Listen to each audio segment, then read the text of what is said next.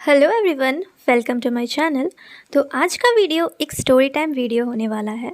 जैसा मैंने जीएससीबी board practicals पे स्टोरी टाइम वीडियो बनाया था और जिस सीरीज़ को तुमने काफ़ी पसंद किया था, तो मैंने सोचा कि वैसा ही कुछ वीडियो बना देते हैं। बट इस बार हमारा टॉपिक है नीट 2023 एग्ज़ाम डे का स्टोरी टाइम। मतलब हम बात करेंगे 7 मई 2023 की, जिसमें हम बहुत सारी बातें कवर करेंगे कि उस दिन क्या हुआ था और सेंटर वगैरह की बातें। तो सबसे पहले मैं तुम्हें मेरे सेंटर की बात बताती हूँ। तो इस बार हमारे पास 2 प्लेसेस चूज़ करने का ऑप्शन था, मतलब सेंटर के लिए 2 ऑप्शंस दिए गए थे।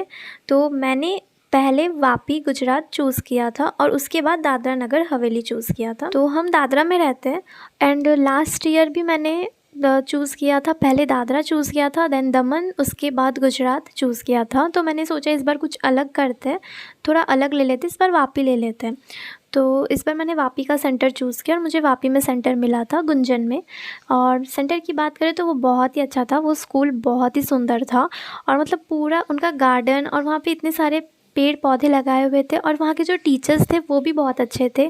हमारे क्लास में जो सुपरविज़न में टीचर्स आए थे वो बहुत ही अच्छे थे। उन्होंने मतलब सब कुछ एकदम अच्छे से किया, कुछ हमें प्रॉब्लम हुआ ही नहीं, एकदम सब कुछ सिस्टमेटिक तरीके से कर रहे थे। मेरा रिपोर्टिंग टाइम 12 बजे के आसपास का था और मेरे घर से मेरा सेंटर लगभग 1 घंटे की दूरी पे है।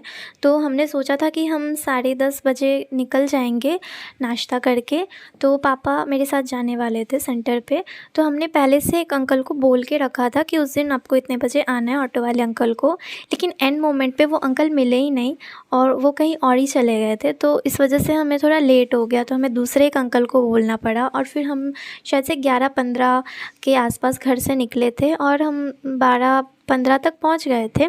तो फिर उसके बाद जब हम सेंटर पे गए तो मैंने देखा वहाँ पे बहुत भीड़ थी, मतलब बहुत ज़्यादा भीड़ थी। स्टूडेंट्स और पेरेंट्स की पूरी भीड़ लगी हुई थी और बाहर एक चार्ट लगाया हुआ था, हमारा एग्ज़ाम हॉल कौन सा है नंबर, उस हिसाब से जाना था। तो वहाँ पे भी ना धक्का मुक्की करके जाना पड़ रहा था, इतनी भीड़ थी वहाँ पे। फिर हम जैसे तैसे करके वहाँ पे गए, हमने देखा कि कौन से रूम में मेरा है रोल नंबर। और फिर उसके बाद मैंने सोचा बाहर बैठ के क्या ही करना है, और सिर्फ वैसे भी बहुत गर्मी थी, धूप हो रहा था। तो मैंने सोचा कि अंदर ही चले जाते, एटलीस्ट वहाँ पे जाके सब कुछ वेरिफिकेशन वगैरह भी करवाना है, उसके बाद बैठे रहेंगे। तो फिर हमारा बाहर चेकिंग हुआ और उसके बाद अंदर जाने के लिए परमिशन मिल गई। फिर उसके बाद वहाँ पे ऐसा हमें पता ही है कि हमें सेंटर पे कुछ भी लेके नहीं जाना होता है, सिर्फ एडमिट कार्ड और अपना जो भी एक आईडी प्रूफ है वो, जैसे आधार कार्ड हो गया। तो और उसके साथ वाटर बॉटल अलाउड होता है अगर ट्रांसपेरेंट है तो। एग्ज़ाम पैड, पेन वगैरह कुछ भी नहीं ले जाना होता। तो पहले उन्होंने हमारी चेकिंग की और फिर उसके बाद हमें दूसरे रूम में शिफ्ट कर दिया। वहाँ पे बहुत सारे रूम्स थे, वहाँ पे सब हो रहा था। तो सेकंड रूम में जैसे ही हम गए तो वहाँ पे पहले एडमिट कार्ड पे हमारा स्टिकर लगाया गया और हमारे बायोमेट्रिक्स किए गए, फ़ोटो लिया। उसके बाद एक मैम थी, वो डॉक्यूमेंट वेरिफिकेशन कर रही थी। तो मैं आधार कार्ड लेके नहीं गई थी क्योंकि मैंने आधार कार्ड का एड्रेस चेंज करवाया था। तो मैंने सोचा कि अभी तक आया नहीं है तो मैं पुराना आधार कार्ड ले जाऊंगी, कुछ प्रॉब्लम होगा। और गाइडलाइंस वाले पेपर में लिखा था कि हम पैन कार्ड भी लेके जा सकते हैं, तो मैं पैन कार्ड लेके गई थी। लेकिन वो मैम ने मुझे वहाँ पे डायरेक्ट बोला कि आधार कार्ड दो, और मैंने बोला आधार कार्ड तो नहीं लाई हूँ मैं। तो उन्होंने कहा आधार कार्ड के बिना तो नहीं होगा। तो जैसे उन्होंने ये बोला मैं तो बहुत ही घबरा गई थी और मुझे थोड़ा टेंशन होने लगा कि कहीं ऐसा ना हो कि मुझे एग्ज़ाम हॉल तक जाने ही ना दे। फिर मैंने उनसे कहा कि देखिए गाइडलाइंस के पेपर में लिखा हुआ है कि पैन कार्ड लेके जा सकते हैं, और गाइडलाइंस का पेपर उन्होंने पहले ही हमसे ले लिया था, तो उस वक्त वो मेरे पास प्रेजेंट भी नहीं था। फिर उन्होंने कहा कि रुको मैं हमारे सर से पूछ के बताती हूँ। लेकिन वो वहाँ तक जा ही रहे, मुझे लेके सर के पास जा ही रहे थे कि उतने में दूसरे एक सर मिल गए। तो उनसे उन्होंने पूछा कि इसके पास आधार कार्ड नहीं है बट पैन कार्ड है, तो क्या चलेगा? तो उन्होंने कहा हाँ चलेगा, पैन कार्ड भी चलेगा, कोई प्रॉब्लम नहीं है, पैन कार्ड भी एक वैलिड आईडी प्रूफ है। फिर उसके बाद वो मैम ने मेरा जो भी था टिक किया और वो उन्होंने मुझे आगे जाने दिया। और फिर वो सर मुझे एग्ज़ाम हॉल तक लेके गए। उन्होंने कहा घबराने की कोई बात नहीं है, पैन कार्ड भी चलेगा। तो फिर हम हमारे एग्ज़ाम वाले रूम में चले गए, हॉल में। तो मैं ना सोच ही रही थी कि मुझे अच्छा बेंच मिले, क्योंकि एक तो हमें एग्ज़ाम पैड ले जाने को नहीं मिलता और अगर बेंच में गड्ढे होते या फिर बेंच हिलता रहता है तो बहुत प्रॉब्लम होती है। लेकिन उसी के साथ साथ ना एक वैसा भी बेंच होता है ना, जो चेयर और डेस्क साथ में लगा हुआ होता है। डेस्क को हमें ऊपर से उठा के बैठना होता है। तो पिछले बार मुझे वैसा ही मिला था और उसमें भी मुझे थोड़ा सा डिस्कम्फर्ट हो रहा था। तो इस बार मैं सोच रही थी कि मुझे वैसा ना मिले, बट मेरी किस्मत सही में अजीब ही है, मुझे वैसा ही मिला और वो बहुत ज़्यादा हिल रहा था। जैसे ही मैं थोड़ा इधर उधर हो रही थी तो वो हिल रहा था। फिर उसके बाद हम वेट करते रहे और फिर फाइनली 1:15 हो गया और हमारे क्लास में 2 सुपरविज़न में थे, तो एक सर भी आए। फिर उसके बाद वो आए और उन्होंने सारे रूल्स वगैरह पढ़ के हमें सुनाए और उन्होंने कहा कि अगर किसी को वॉशरूम जाना है तो जाओ, क्योंकि ऑब्वियसली अब 3 साढ़े 3 घंटा हमें वैसे ही बैठे रहना है, वहाँ से हिल भी नहीं सकते, तो वॉशरूम तो जाना ही पड़ेगा। फिर उसके बाद हम वॉशरूम से आए, उसके बाद हमें पेपर मिला। अगर पेपर की बात की जाए तो मैंने पेपर कैसे स्टार्ट किया था, तो मुझे पेपर में पहले फ़िज़िक्स मिला था, फिर केमिस्ट्री, फिर बोटैनी और फिर ज़ूलॉजी। मैंने इसका उल्टा किया, मैंने पहले ज़ूलॉजी का सेक्शन किया, फिर बोटैनी, केमिस्ट्री और फिज़िक्स।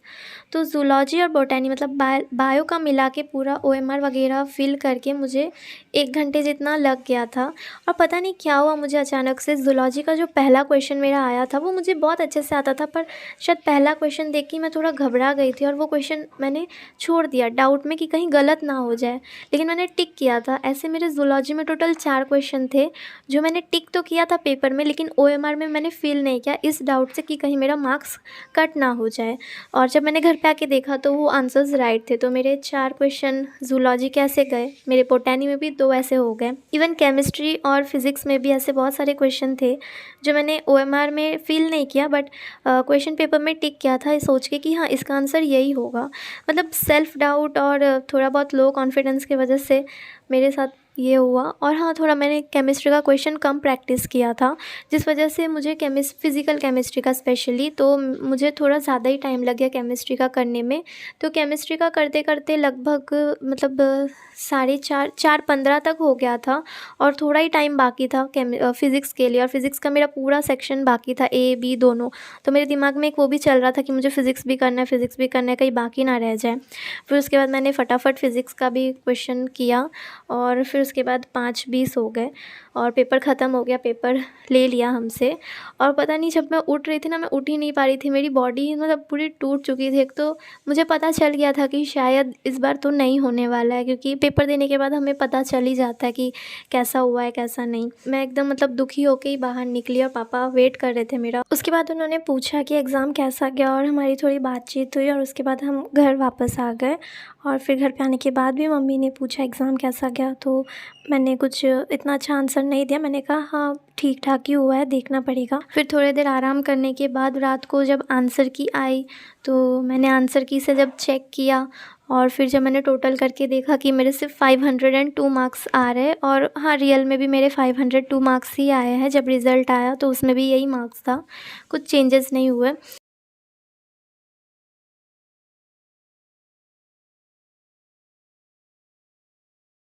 तो आज की वीडियो को यहीं पे ख़त्म करते हैं। अगर आपको वीडियो अच्छा लगा है तो वीडियो को लाइक करना, अपने दोस्तों के साथ शेयर करना, और अगर आपको मेरा चैनल अच्छा लग रहा है तो चैनल को सब्सक्राइब कर देना और कमेंट्स में बताना कि आपको वीडियो कैसा लगा। मिलते हैं अगले वीडियो में। Thanks for watching.